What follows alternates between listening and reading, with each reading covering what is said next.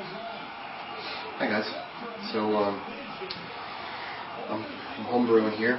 Got a oatmeal stout.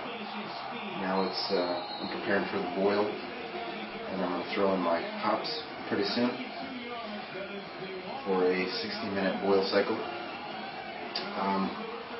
So in the tradition of these great YouTube contributors like Craig and Joe, I really appreciate their videos, and I'm going to follow their tradition, and I'm going to drink a homebrew as I'm doing a homebrew. What's the saying? You got to drink a homebrew while you're homebrewing. Something like that? Okay. So it makes sense. And right here I've got my first ever homebrew. I've got my notes on it here in this logbook. Beer batch number 1. And I've got written on here, I'm not sure if you can see it, the amount of sugar. I used 1 teaspoon of sugar, regular table sugar. on other bottles and plastic containers like this, plastic bottles, I use different amounts of sugar and corn sugar, just because I really didn't have a feel for how much I needed for the amount of carbonation that I wanted. So yeah, this was made with Mr. Beer Octoberfest malt extract kit. It was my very first one. I was given it I was re-gifted it from a friend. It was a very old Mr. Brew kit. I think it had a package of brew in it from 1999, so I did not brew that one. I ordered a variety pack, and I wasn't really sure how much I wanted to get into this.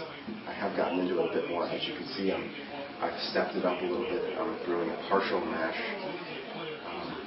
traditional stout. So yeah, I'm getting into it.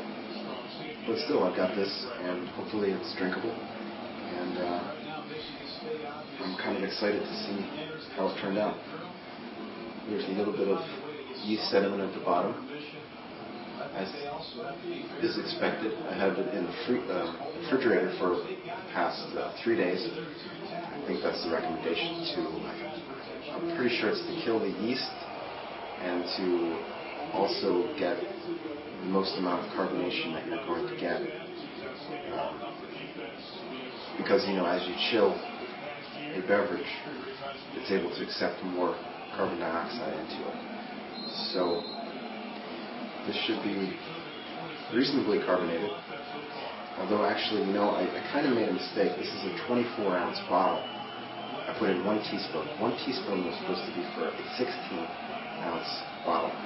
So you make a lot of mistakes when you're first starting out, and that's kind of another reason I wanted to start with a simple extract-only small batch brew kit. So I did start out making this in Mr. Beer container. It was from 1999. It had the gasket in the middle of it. A very strange idea. Later on I noticed they just have a cap on the top instead of having the gasket. I think the gasket was for easy cleaning. You take it, basically break it in half and clean out both parts. But it also was a very weak point in the design. So if you had an overpressure issue, as I did, you're going to spew beer everywhere. The beer goes up way above the level of the gasket, so you're going to basically lose half a gallon of wort. And that's what happened to me. The pressure relief valve malfunctioned. It's an old kit. I'm not blaming Mr. Beer at all for this, but it ended up exploding, and the gasket started leaking and spraying beer everywhere, so I lost about a third of the batch, but I was able to recover at least about a gallon and a half, so I could make a few bottles. And luckily I ordered, at the same time I started that brew, I ordered a starter kit with also a Better Boy cardboard. So I was able to immediately dump it into my fermentation vessel that I had ordered. sanitized it, of course.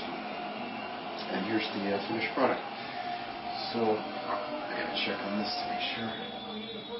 Oh, we're just reaching the boil. So actually, I need to throw in hops. Wow, that smells great.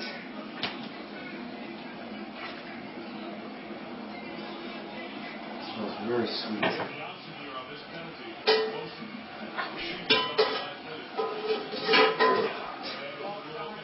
I'm going to take the temperature on this just to get an idea exactly what they are.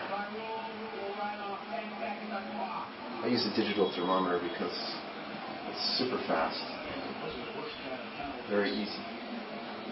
I'm doing a video here. So we're up at about 196 degrees. No, 200 and we're just about to boil here. 205 degrees. So we can pretty much add the hops in here, and it smells lovely. It's good to take a good whiff of your additions so that you can kind of taste them later when you finish brewing and you're sampling your hard work. I'm just going to throw that in there and set the timer for 60 minutes.